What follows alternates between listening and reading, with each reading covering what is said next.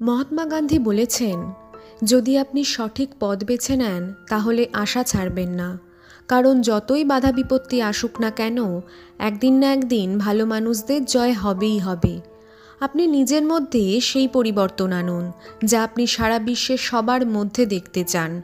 কর্ম তার ফলের থেকে অধিক গুরুত্বপূর্ণ। আপনি সঠিক কর্ম করুন। কর্মের ফল কি হবে তা আপনার হাতে নেই। তার মানে এই নয় আপনি সঠিক কর্ম করা ছেড়ে দেবেন। ভিড়ের অংশ হওয়া সহজ কাজ, কিন্তু একা দাঁড়িয়ে লড়াই করতে হলে সাহস প্রয়োজন।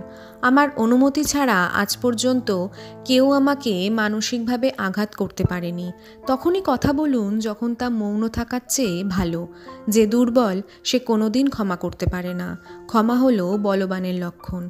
আমি যেমন ঠিক সেইভাবেই নিজেকে মেলে ধরাটাই আসল স্বাধীনতা। আমার জীবন, আমার বার্তা।